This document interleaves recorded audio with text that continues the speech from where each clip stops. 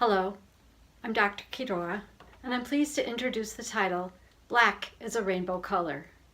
Written by Angela Joy, illustrated by Equa Holmes, and published by Roaring Brook Press in 2020. This picture book features a young African-American girl sitting on her front stoop, pondering the many colors of a rainbow. Yet her color is black, and that color is not in a rainbow. However, she thinks of many beautiful things that are black, promptly drawing them with crayons, all in vivid colors, outlined in black. Black as a crayon tangled in a box. Black as a feather on white winter snow. Black as the dirt where sunflowers grow. My color is black. This narrative poem reads like a song that resounds with familiar symbols and motifs, as an anthem to black-eyed peas, cooking skillets for fry bread, braids, molasses, and magnolia trees. It is for art, for music, for birds in cages that continually sing. The child speaks, celebrating the beauty of black. Black is family, black is community, black is culture. It is love. It is memory. The memory of Thurgood Marshall, Langston Hughes, Maya Angelou, Emmett Till, Dr. Martin Luther King Jr., Mahalia Jackson, and more. It is also a story of the Great Migration, the Montgomery bus boycott, the Civil Rights Movement, and Dr. Martin's dream. A song that crescendos as it is sung into a huge family tree that wraps the past with the present in its strong, quiet, black limbs. But it is impossible to talk about the lyrical text without simultaneously noting the aesthetic harmony provided in Equa Holmes' art. Her illustrations are rendered in mixed media with meticulous attention to detail. Even the sidewalks, under walking feet, are comprised of civil rights era newspaper clippings. And the road map filling Thurgood Marshall's double-page spread is covered in squiggly, complementary colored lines, while diagonal trains and tracks speak of his travels as an attorney for the NAACP. My personal favorite illustration is a double-page spread in which black is for stones, bearing witness to prayer. And those stones augment vibrantly hued stained glass window images of the four godmothers of the civil rights movement. Windows like those that portray saints, the faithful, a strong cloud of witnesses. Mamie Till Mobley, Ella Baker, Marion Wright Edelman, and Fannie Lou Hamer. The finale of the story, poem, song is set in the present, featuring the Black Lives Matter marchers and everyday people and family before concluding when the little girl explains. So you see, there is no black in rainbows, no black in green or blue, but in my box of crayons, black is a rainbow too. Angela and Equa contextualize the protagonist's story in an encore of back matter, providing crucial information helpful for adults who will share this with children. Black is a Rainbow Color meets all Jane Addams Children's Book Award criteria and does so with literary and aesthetic excellence. This title can spark some children's desire to share about their own black history and culture, and it can also promote dialogue to deepen what may be new information for some and familiar, comforting information for others.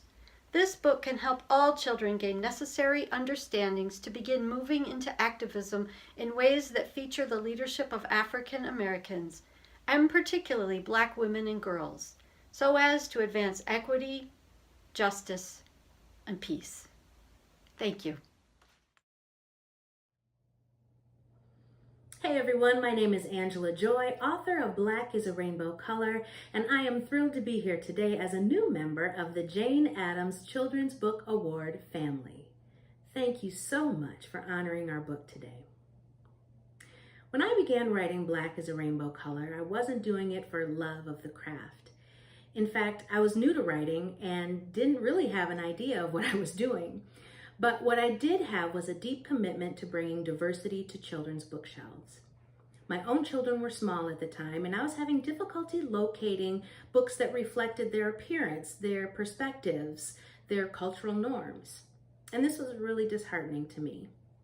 So, because I was home with them, because I had time, flexibility, opportunity, and vision, I thought I'd throw my hat in the ring as an author, trying to be the change I wanted to see. It was a long process, a process with excellent teachers. My agent, Jamie Weiss-Chilton, and my editor, Connie Shu, helped me to polish, define, and trim my ideas so that we could form a firm foundation for the brilliant artwork of Aqua Holmes. The outcome was more beautiful than I ever could have imagined.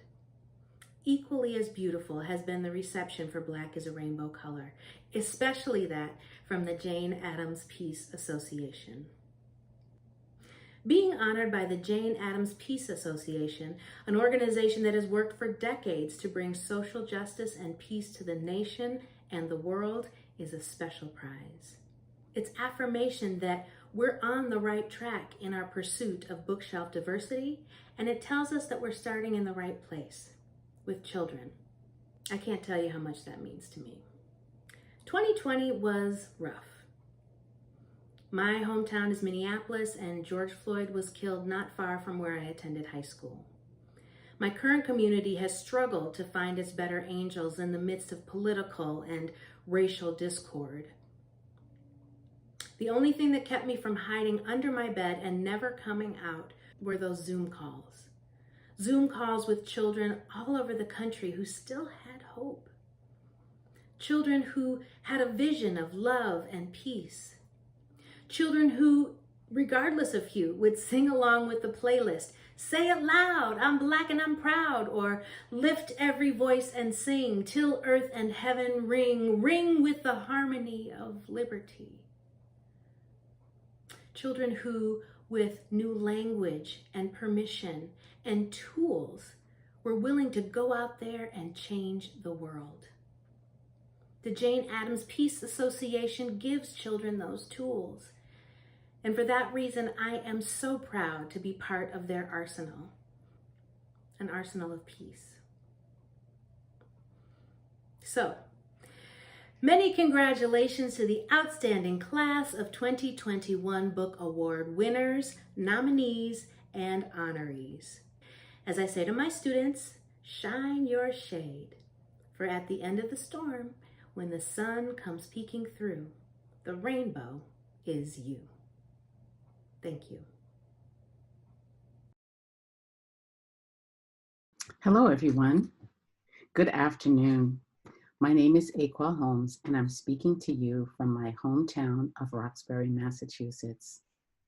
I'm happy to be here with you today to celebrate the Jane Addams Peace Award for books that help young readers reflect on and question our world. I'm also very excited to accept an honor for my role as illustrator for Black is a Rainbow Color by Angela Joy. I was surprised to find out that the Jane Addams Peace Award has been around doing this important work since 1953, before I was born.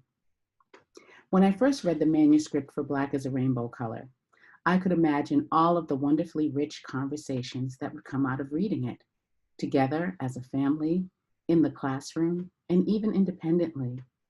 What does it mean to look for your color, your culture in the world, and not find it anywhere?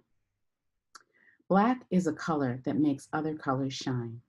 We find this evident in the coloring book, a mainstay of early childhood and part of my inspiration for the illustrations.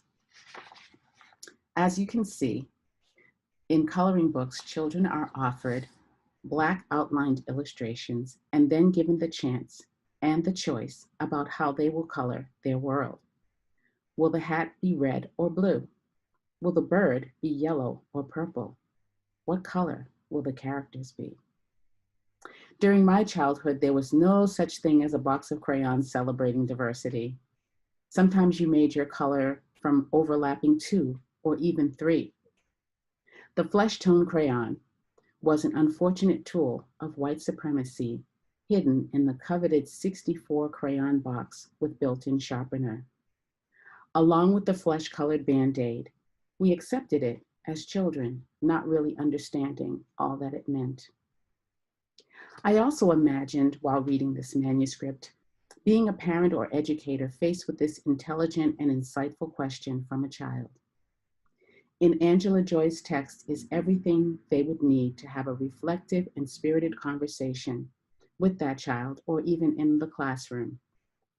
A conversation that touches on history, music, family, political activism and collective movement, everyday cultural icons, and much, much more. Here are some early sketches of my work, and you can see that the power of the Black line is already evident. It was such a joy to celebrate icons like Billie Holiday, Nina Simone, Thurgood Marshall, and Fannie Lou Hamer, as well as the Black Lives Matter movement and the Civil Rights movement. Right now, I'm thrilled to be part of this generation's book publishing industry, pushing boundaries, challenging norms, breaking rules, building new literary and illustrated worlds for all children to explore and see themselves. Thank you to the Jane Addams Award Committee for recognizing Black is a Rainbow Color as worthy of honor. There are so many who made this book what it is. First, Angela Joy for realizing that a moment between she and her daughter could help parents begin conversations with their children. To the publisher for inviting me to be a part of this rainbow. And an extra special thanks to them for having patience as I healed from breaking my right dominant arm in the middle of this project. The gift basket and card you sent helped me feel that my injury was not a huge problem, but just a little bump in the road. I wasn't sure I could finish the project, but with your support and encouragement, the book was completed. I want to thank my agent, the illustrious Ruben Pfeffer, who always finds such interesting and rewarding projects for me to be a part of. And finally, to my granddaughter Song, who inspires me every day as she evolves into her own storytelling artistry and understanding of her cultural heritage. I always say that every book is a universe and a university, with lessons for the creators as well as the readers. From Black is a Rainbow Color, I learned many ways to express the pride and love I have for my culture. Black is history, Black is family, Black is memory, Black is community. Black is the love that lives inside of me. Weaving, wrapping, lifting, laughing, hoping, grasping, quiet, strong. My color is Black. Thank you so much.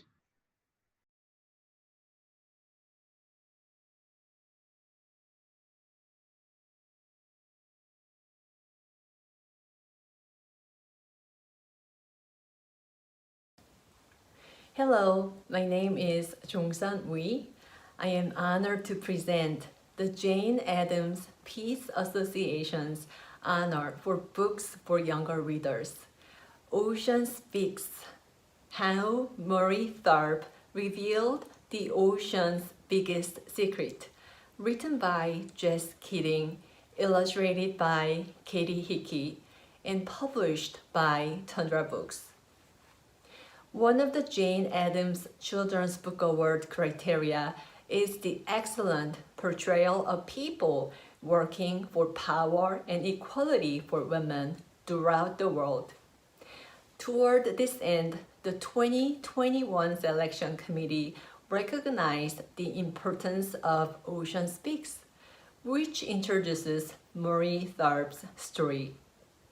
As a young girl, Marie liked to explore the world with curious eyes, and she wanted to pursue her passion for science. But as women were not accepted in the sciences at the time, it was not until America entered World War II, sending its men away to war, that she was given the opportunity to do so. Later, when she was hired at a laboratory in New York City, she wished she could join the team who sailed to explore the ocean floor. But women were considered bad luck on boats.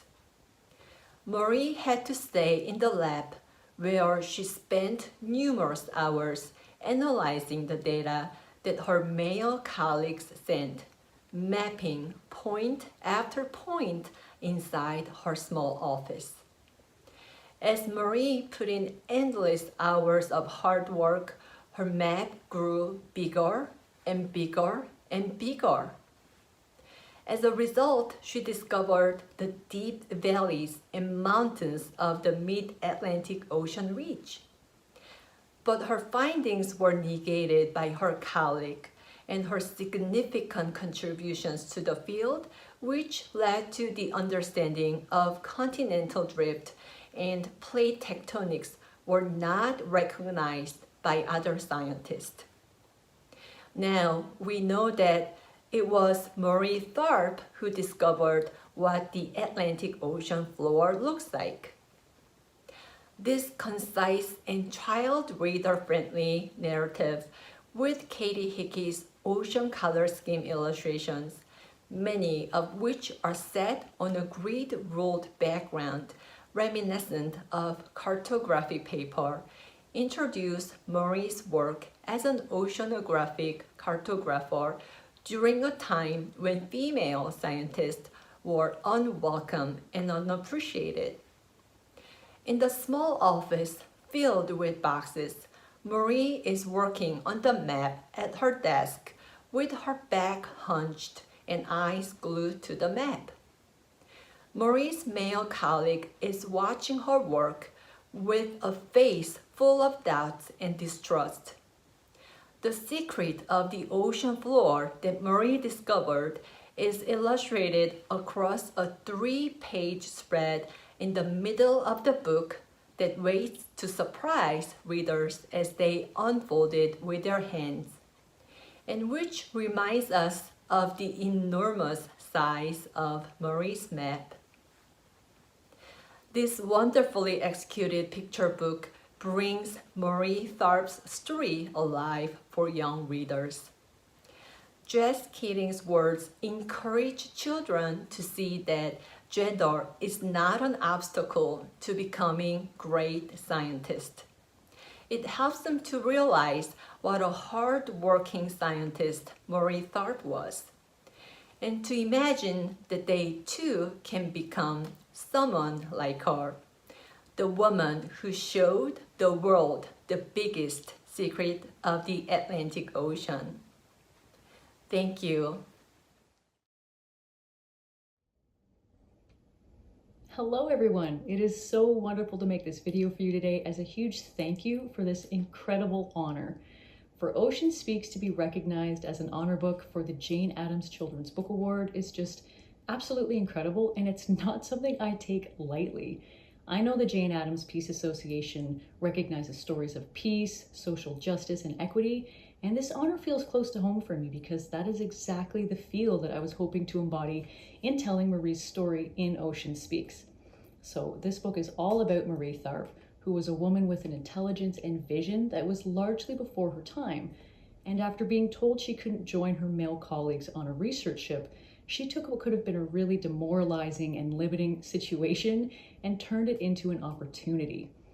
This book began a lot like Marie's journey. It didn't look like much. It was just a mess of post-it notes and index cards and loads of research in various notebooks.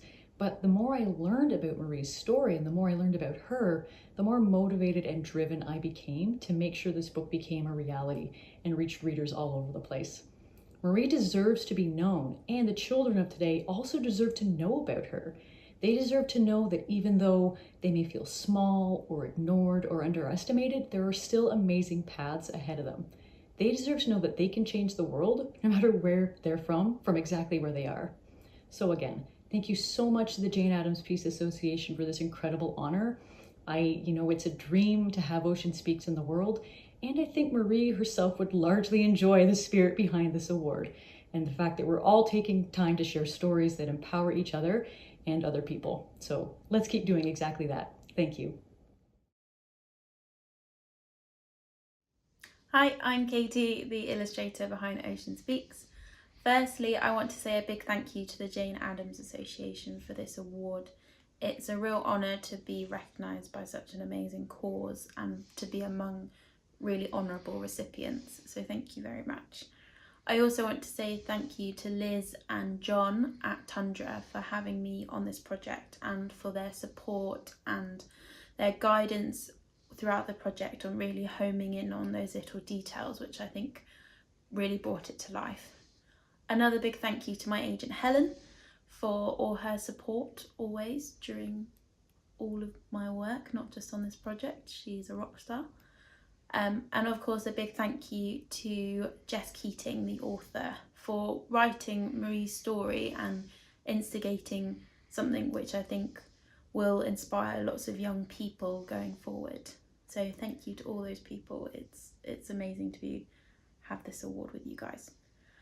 A big part of the project for me and for any sort of factual based project is that it has to be immersive, but you also have to be really homing in on those facts, because unlike a traditional sort of fictitious picture book, this story is based on fact, so everything has to be really accurate throughout the project.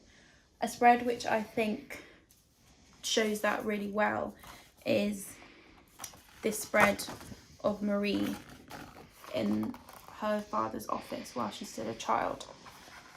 So during the process of this project, I did quite a lot of visual research on the time and the place that the story is set and the environments, and it was really important to make sure that these little details in the spread really were accurate to the time period and the science that was being discovered at the time.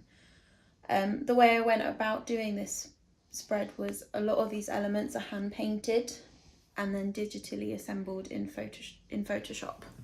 So some examples of the hand painting are things like this.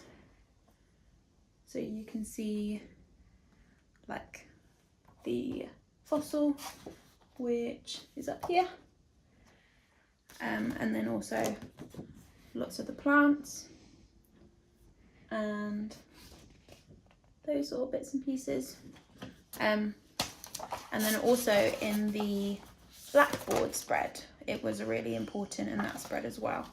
So obviously all these little books are books that actually came out sort of within 50 years of the time set of this book, but also the science on the blackboard it was important that it was actually things that Marie had been learning about at the time.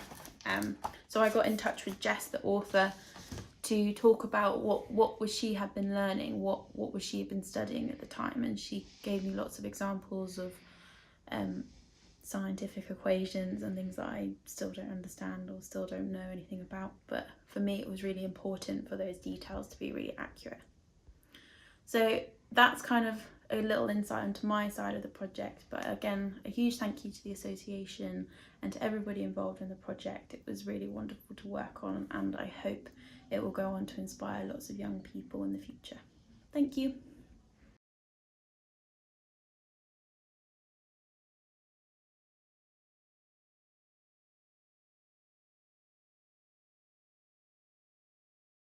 Greetings, my name is Jackie Marshall Arnold, and I am honored to be here presenting Finish the Fight, the brave and revolutionary women who fought for the right to vote, written by Veronica Chambers and her co-authors, Jennifer Schuessler, Amy Padnina, Jennifer Harlan, Sandra Garcia, and Vivian Wang, and published by Versify, an imprint of Houghton Mifflin Harcourt. The fight for the right to vote may never be complete.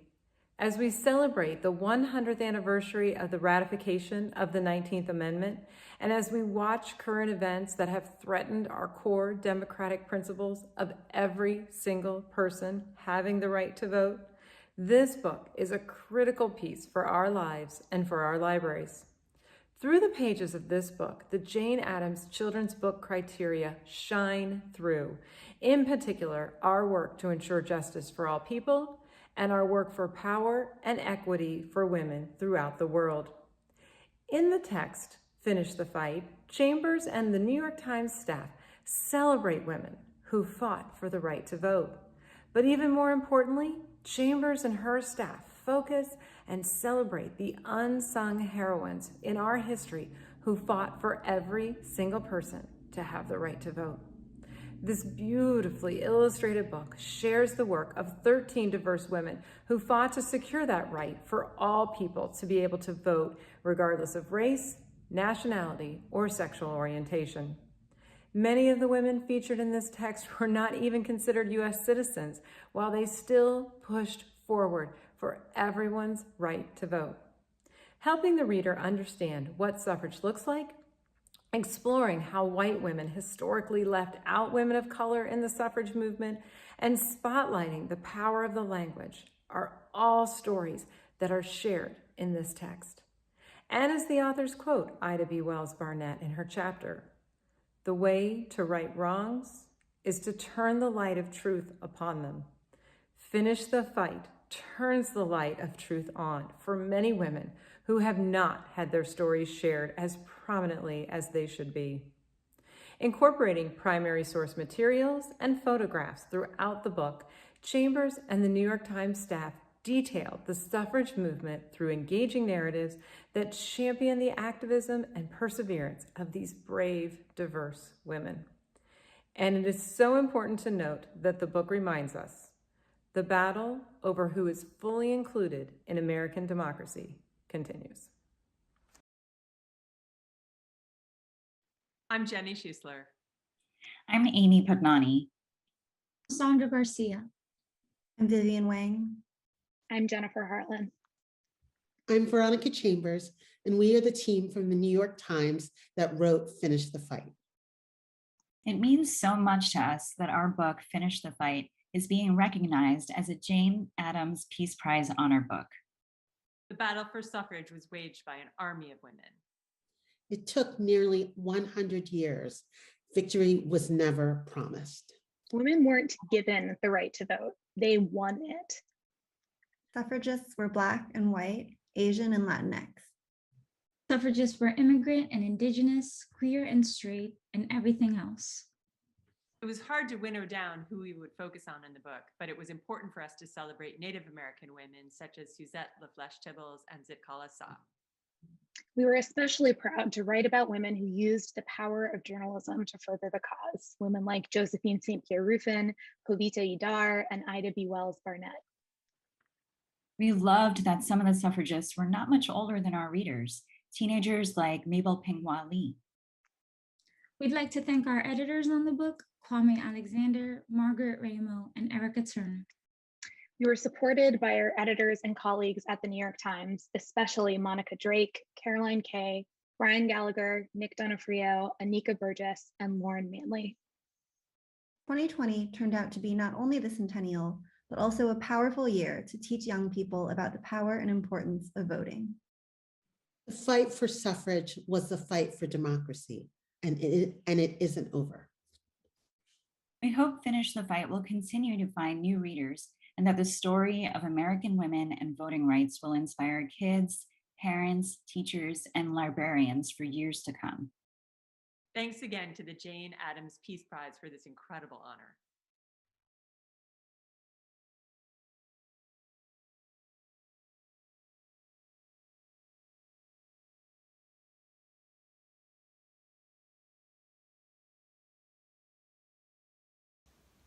Hi, hola. My name is Josie Bustos Pelayo. I am one of the Jane Addams Children's Book Award committee members. The 2020 Jane Addams Book Award Honor Book, Land of the Cranes by Aida Salazar, published by Scholastic Press, is beautifully and poignantly written using free verse. 9-year-old Betita fled her native Mexico with her parents due to cartel violence against their family. She recounts her father's stories by describing her familia as a family of cranes that flew north to Los Angeles, Aztlán, the promised land. While working and waiting for their immigration court date, they live in fear of being deported by ICE. Betita goes through heart-wrenching separations, beginning with the deportation of her father, Soon after, Betita and her mother are taken to a detention center at the border. Day after day, harsh experiences are described by Betita about what is happening to her, her mother, and other asylum seekers who came escaping danger. They suffer hunger, cold, insults from the guards, while also finding allyship among other detainees in their fight to be free. Encuentra la dulzura en tu lucha. Find the sweetness in your struggle. These are the words that Betita hears in her papi's voice. What is remarkable about this story is how we see the transformation that Betita goes through. In the beginning, she is a fearful little girl who misses her dad and mostly hides under her mother's wings. While looking for the sweetness in her struggle, she discovers a way to fight from within the freezing walls of the detention center. One part of our criteria calls for dialogue about how people can work with compassion, empathy, and activism to advance Jane Addams' belief that achieving true peace means more than ending war. It means ensuring justice for all people. Betita learns this during her stay in the hielera. Her mother reaches out to everyone by teaching and comforting children and the solitas, unaccompanied minors. These actions teach Betita and the reader that we must have compassion for those who are suffering. She begins to sprout her wings and find her voice after observing her mother's actions and the actions and words of a dreamer, Maricel, who also gets detained. She learns from Maricel about peaceful protest and about standing up for yourself, even in a place so cold and dark. Although Betita and her family are fictional characters, their stories in Land of the Cranes reflect the stories of many people trapped in our current immigration crisis. In recognition of the excellent writing and the lasting impact of its important themes, the Jane Addams Children's Book Award Committee is pleased to present the Jane Addams Children's Book Award honor in the Books for Older Children category to Land of the Cranes by Aida Salazar. Thank you.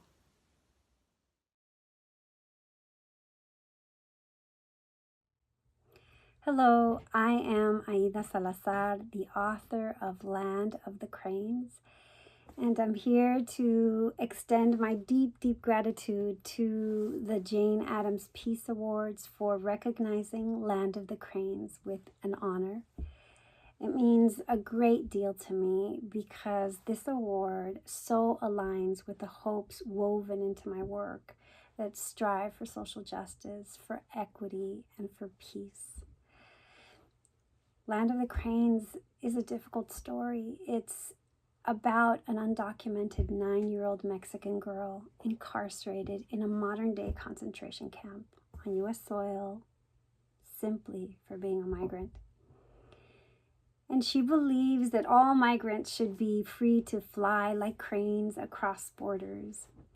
And she uses her picture poems to soar above, to lift herself above the cruelty that she experiences while she's caged. I wrote this story during a time in our country when the 45th president was giving off all of this anti-immigrant rhetoric and dominating our popular consciousness. And as a formerly undocumented immigrant myself, who was born in Mexico and brought over as a baby, these attacks were personal. They were attacks on my immediate family and my communities, and they were so, so wounding. But the truth is that the criminalization of migration has a very long history in the United States and has afflicted different communities, from the Muslim ban to the Japanese concentration camps during World War II to Chinese Exclusion Act to Operation Wetback, and on and on. We're even seeing it displayed despicably on our streets against Asian Americans. So the target on immigrant communities has changed, but at no point has it ever been right. And what's more is that though there might be a change in administration, the urgency remains because it is still happening. And we, all of us, must do everything we can to stop it. As an arts activist, my writing has been the avenue through which I reject injustice. I believe writing revolutionary, transformative, inspirational books for children is one of the most important things that we could be doing during this time. I intended for Land of the Cranes to not only give readers a mirror for those who see themselves reflected in these pages, but also a window into the humanity the real children are experiencing in the U.S., but also to give readers a roadmap, the agency to take action. So through Betita's story and the use of her voice and her art to make a change, I hope readers are inspired to raise their own voices and shut down the forces that seek to render people a target of hate and cruelty or any less valuable and worthy of compassion and love.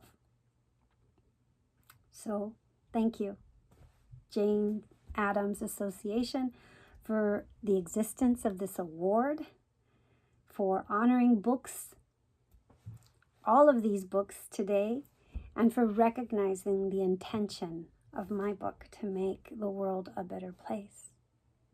I'm so grateful and so moved. Thank you. Muchas gracias.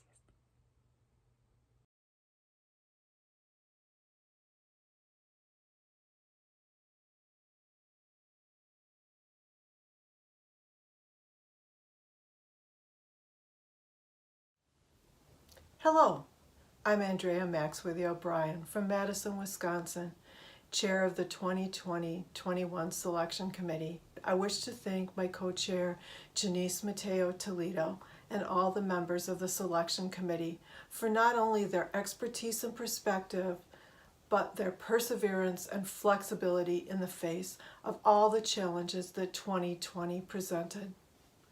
I am presenting the winner of the Jane Addams Children's Book Award for Younger Readers to We Are Water Protectors, written by Carole Lindstrom, illustrated by Michaela Goade, and published by Roaring Book Press.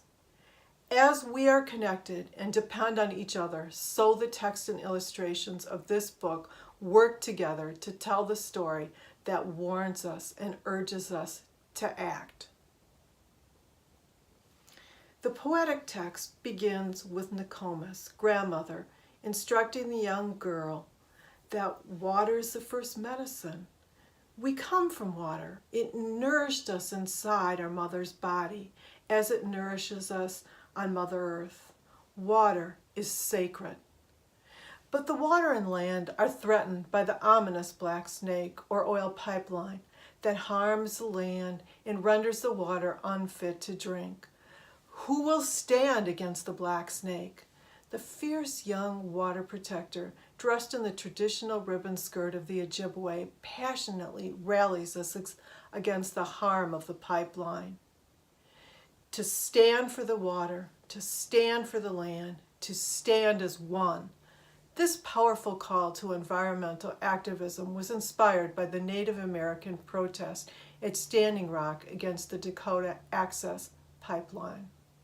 The vivid, semi-translucent palette of illustrator Michaela Goade celebrates the flowing beauty of the sky, water, and earth, intensifying the power of the text while honoring the indigenous culture and community through attention to details like the woodland repeating floral patterns of the Anishinaabe.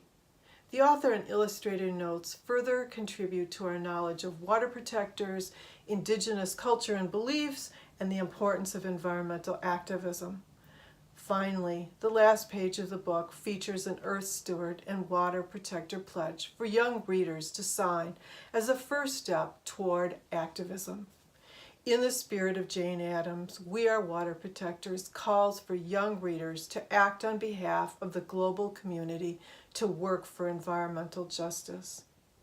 In recognition of a picture book, that through words and illustrations reminds readers of all ages that water is sacred and necessary for our existence, that we are all connected and depend on each other, and that together we are all responsible for our earth. I am honored to present the Jane Addams Children's Book Award for Younger Readers to Carole Lindstrom and Michaela Goade.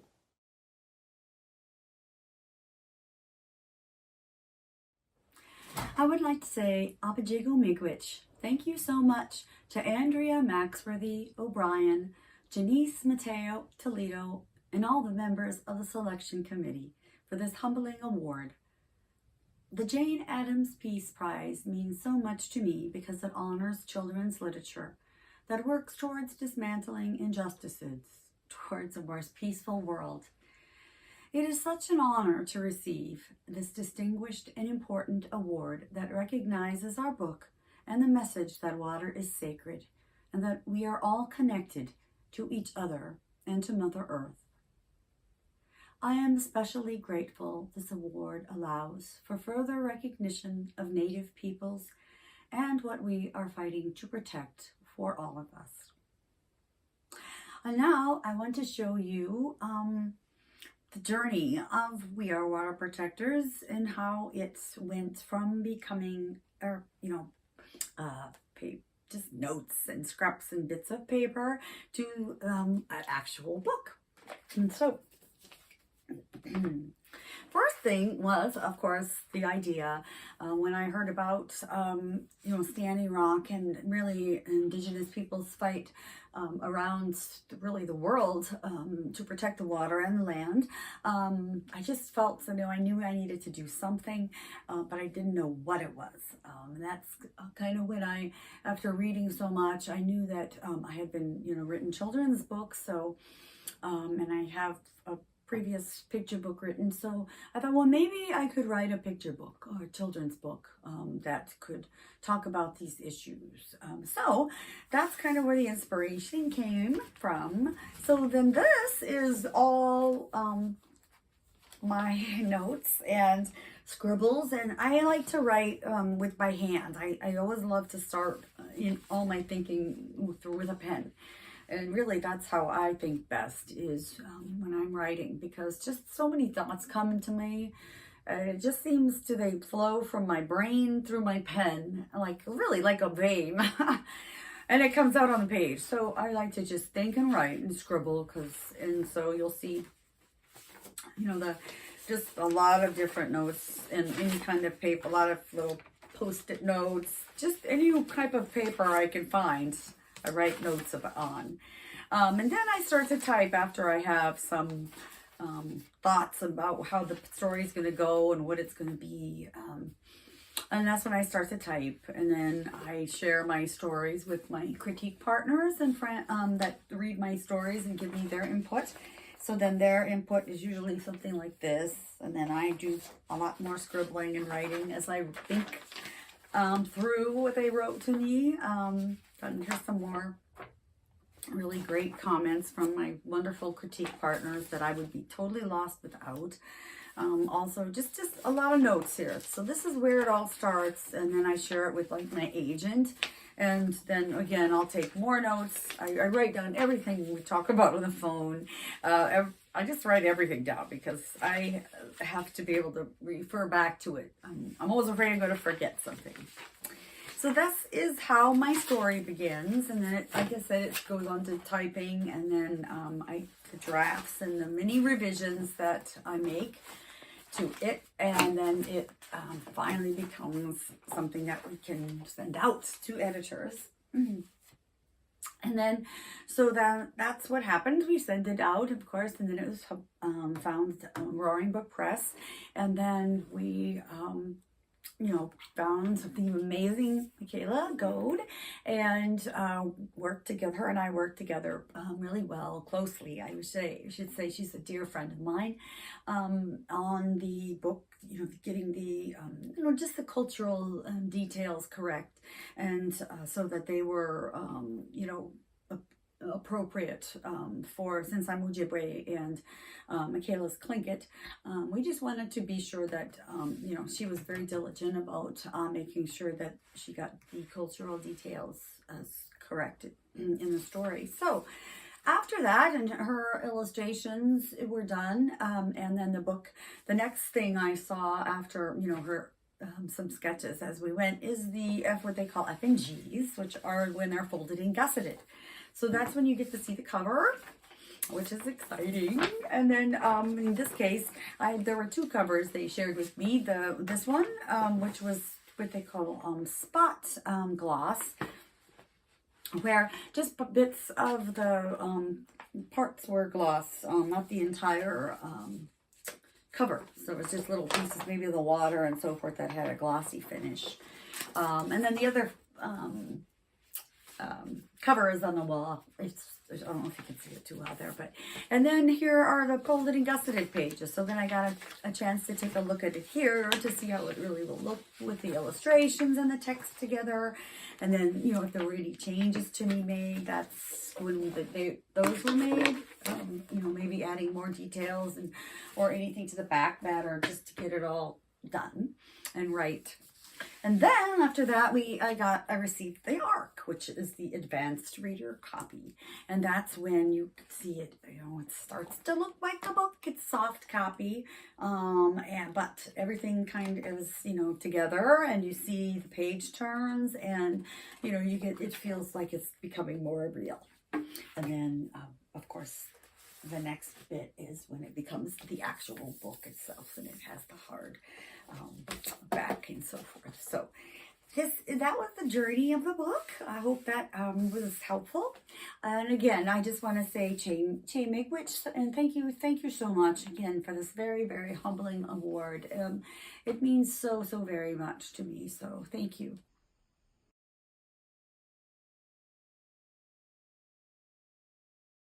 I did just want to say a few words about being here today with you all. I'm in Sitka, Alaska right now, which is traditional Tlingit Ani, Tlingit country, Tlingit land, and I'm a member of the Tlingit Haida Indian tribes of Alaska. And I'm just really happy to be here. And I wanted to say Gunashchish, thank you to the Jane Addams Selection Committee for lifting up We Are Water Protectors for this honor, alongside all of these other brilliant books and creators who I admire. It's so encouraging and affirming, and I'm truly grateful. The research for We Are Water Protectors was intense and a bit of a roller coaster. I wanted to try to understand and wrap my head around the events of Standing Rock as best I could. And working on this book was quite a roller coaster as well. Lots of, you know, feelings of sorrow, frustration, anger, hope, courage. And I really wanted the art to speak to those themes while also appealing to children. And I felt that Carole's text handled it really beautifully, and I wanted to rise to the occasion and help amplify the story. I thought that cosmic, universal, and Mother Earth imagery would hopefully speak to a wider audience, and then layers of symbolism and tucked away details would hopefully help more Native readers feel seen. You know, and I was intimidated and spent a good deal of time thinking about whether I was the best fit for the story, because I feel like it's an important question to ask, especially working on stories by Indigenous authors and just marginalized voices in general. But I felt that if I could communicate a sense of Ya'at Une, which is respect for all things, I felt that I could do the story justice. And the 2016 gathering at Standing Rock was historic, and thousands of water protectors, both Native and non-Native, congregated in solidarity at the Sacred Stone Camp. It became the largest intertribal alliance in documented history, and it was my goal to speak to this unity and the diversity within that unity through different ages, skin colors, traditional regalia, and also contemporary clothing. And overall, I wanted to paint a rich tapestry of contemporary Indigenous people because we're so often fighting erasure and misrepresentation. And we are still here and still fighting, and in many different ways. Working on this book helped me more deeply understand art as activism and picture books as activism. And for that, I will always be grateful. And Standing Rock was not So sadly not an isolated event. The book needed to feel timeless in that sense. In our country, there's a long, dark legacy of land theft and broken treaties, of colonialism and its systematic attempts to eliminate. So I needed to speak to that. But there's also a long legacy of Indigenous resistance and Indigenous-led movements to protect our lands and ways of life, and yet the land and ways of life for all. So many of these fights are still ongoing, like the fights against Coastal GasLink, Keystone, Line 3 pipelines, alongside other fights for environmental justice. And here in Sitka, it's an ongoing fight to protect our herring population, which are a touchstone species for everything, our whole way of life here in Southeast Alaska, native and non-native. So we're fighting to protect it from commercial overharvest. And today I'm inspired by all of the youth we have. There's so many young folks who are at the forefront of environmental justice issues. And all the books I work on, I hope that Indigenous children leave the story feeling seen and celebrated, because they're so often told the opposite in our world. Additionally, it's vital that non-Native children see these stories centering Native peoples in a multitude of experiences. I was and am greatly honored to have helped bring this book to life and to be here with all of you today. It's affirming to know the whole book team helped raise awareness of environmental injustice and Indigenous rights, and it was a true team effort. So thank you to Carole for your story, to our agents and teams, and to the Roaring Brook team who really championed this book from the very beginning. And to the Standing Rock Water Protectors and water protectors everywhere, I claim Chish for your resilience and courage to fight for Mother Earth in the face of injustice, apathy, and violence. And thank you to all of our children who are our future, and to everyone who helped lift this book up. And again, to the Jane Addams Selection Committee, thank you. Chish.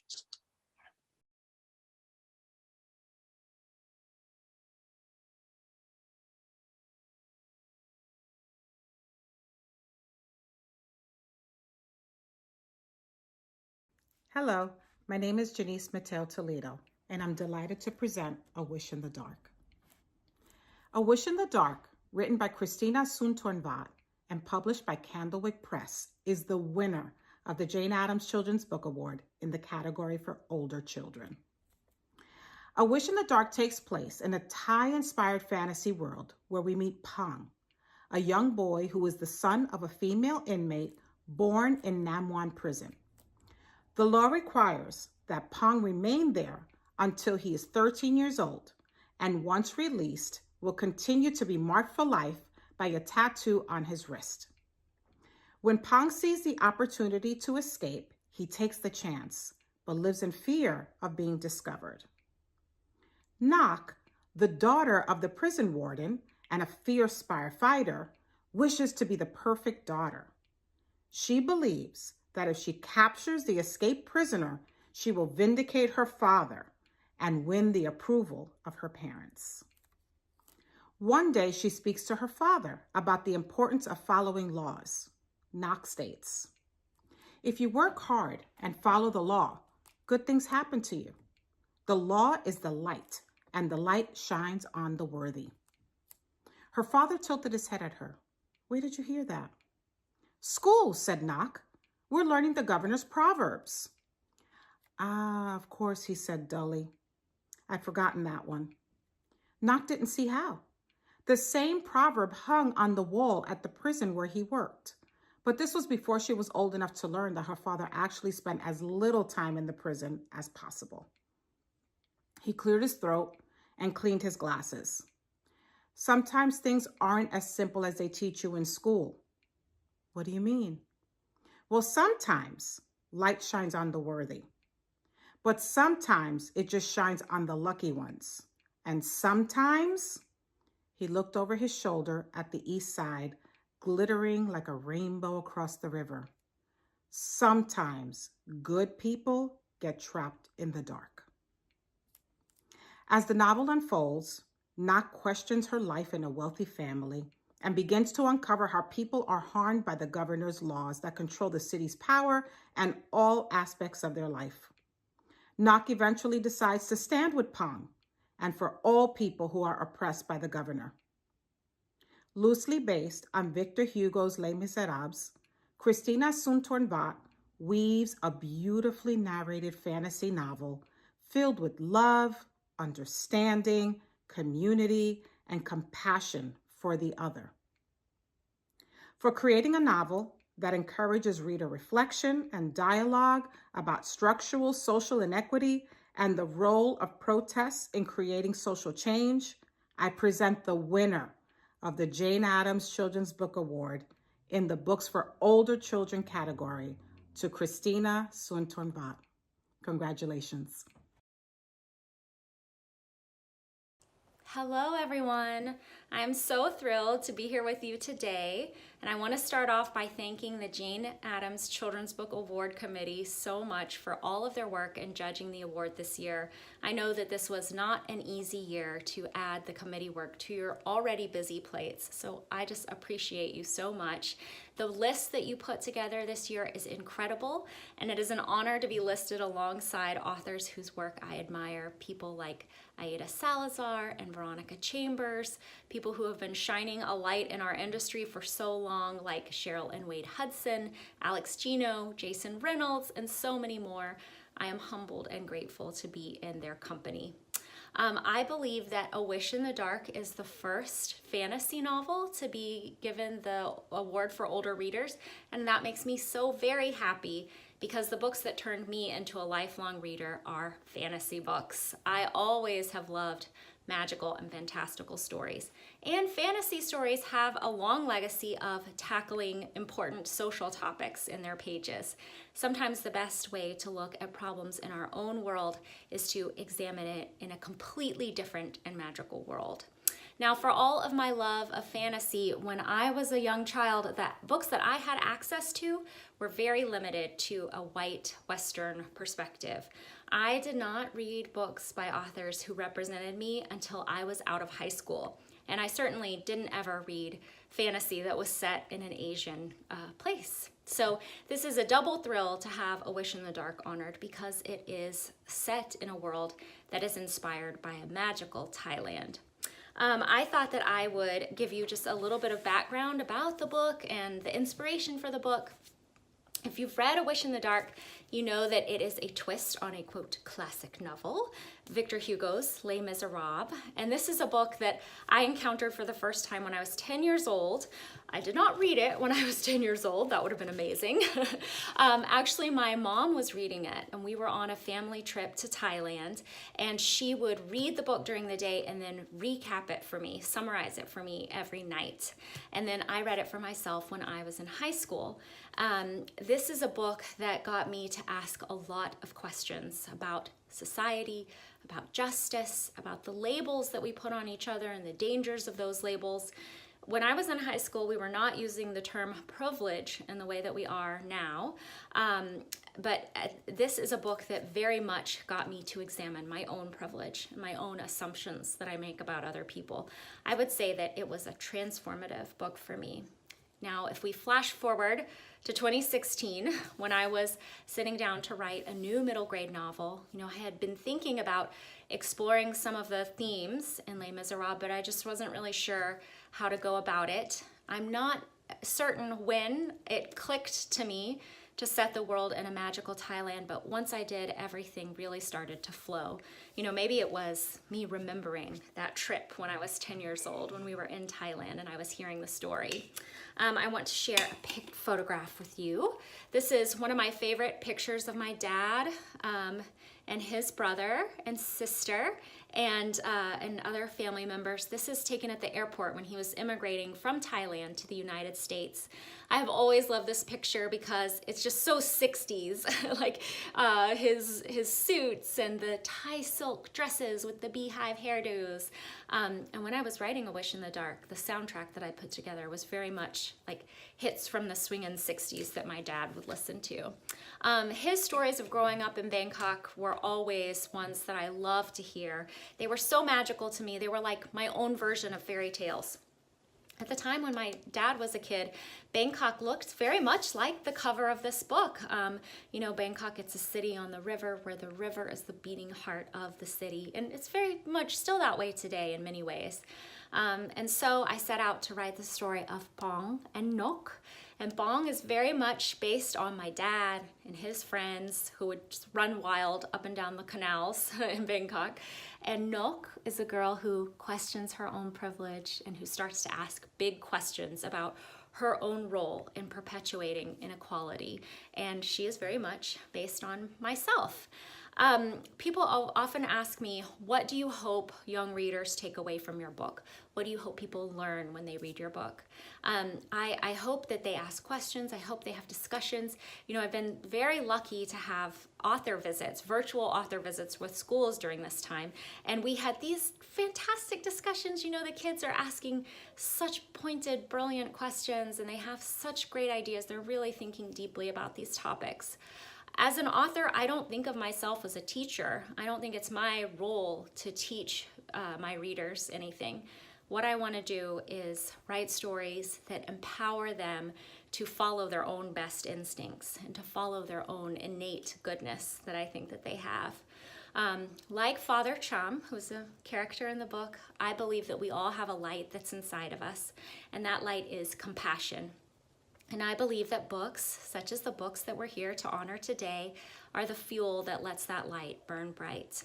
And I want to thank you all so much for all the work you do. You are shining a light for all of us all the time, and I'm grateful for you.